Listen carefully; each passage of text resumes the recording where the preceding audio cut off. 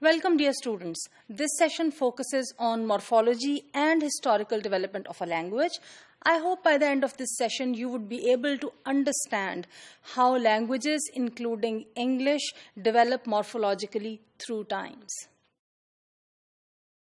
Well, my dear students, we need to think about certain things if we want to understand the morphological development of the English language and languages in general. First of all, we need to be clear about what is morphology, and then we should be able to relate what does the morphological development of a language mean. Well, my dear students, in linguistics, morphology is the branch of grammar devoted to the study of the structure or forms of words, primarily through the use of morpheme construct. This leads us to the question, what is a morpheme? Well, a morpheme is a unit of meaning. It does not necessarily relate to the word count or syllable count of an utterance. Let me give you some clarity on that. This is the minimum unit of meaning. Any minimum meaningful unit of language would be called a morpheme. And it is different from syllable and word count. I would tell you through an example. Look at the word happy. You can see on the slide, happy, is one word. Try to pronounce it. Happy. You can break it into two pieces. Happy. Now try to break ha into further pieces. It would be her or a, but that is not possible. Ha and p. These are the only two possibilities, which means it contains what? It contains two syllables, ha and p. So, the minimum possible breaking of a word into sound units would be the breaking into syllables. This is how a morpheme differs from that. So, what do we conclude about the word happy? Happy, in terms of meanings, ha doesn't have a meaning, a p doesn't have a meaning. So the minimum unit that has a meaning is happy. If we try to break it further in terms of meanings, we cannot. This means it has one morpheme. I would carry the example further. Now look at the word unhappy. Now what happens? Un and happy. What you can do, you can break the word into two meaningful pieces. Un means not, and the second part is happy. So, what happens? Two morphemes. Unhappy.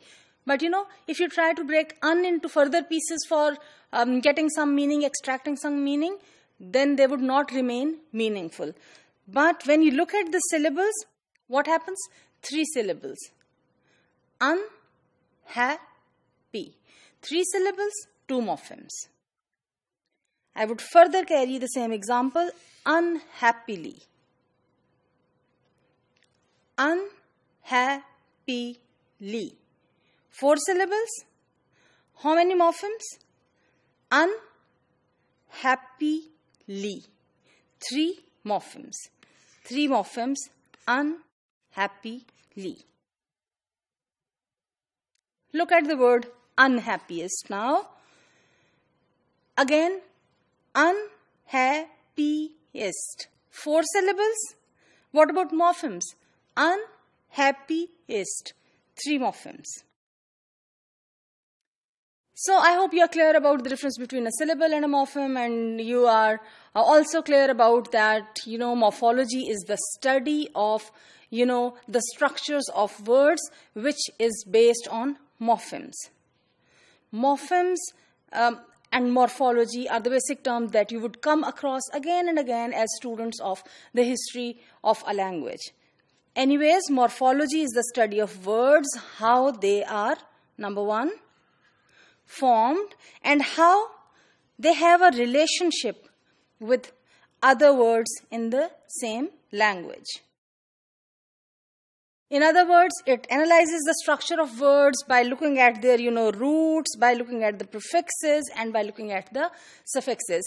Like in the example of happy you saw, by adding prefix like un, you make unhappy. By adding a suffix li, you make happy li. By adding a prefix and a suffix both, you make unhappily. So you know how these words are made, how these prefixes and suffixes are, joined. Study of the rules of all that would be the study in morphology.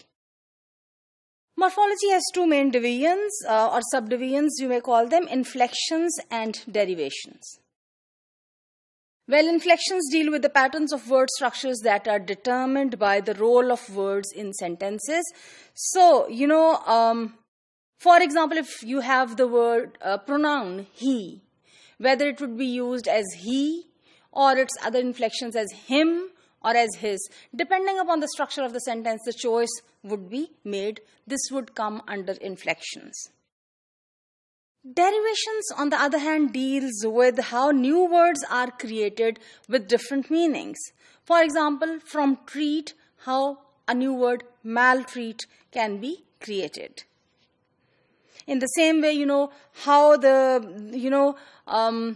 how nouns can be changed into adjectives, or adjectives into adverbs, or adverbs into verbs, or vice versa can be changed.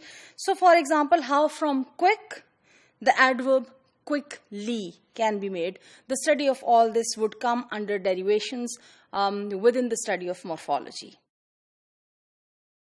Morphology also looks at compounding or, combining nouns, adjectives, verbs, and adverbs. There can be, most of the times the combinations are of noun plus noun. Sometimes there can be of noun plus adjective.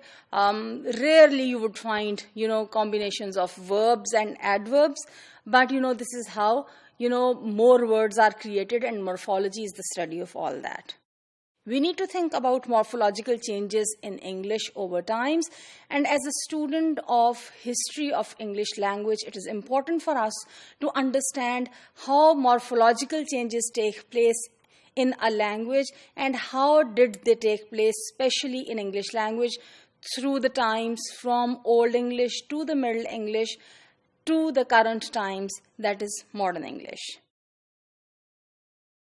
We also, in the study of morphology, when particularly focusing on English, when we do that study, we need to consider the Latin and Greek influences.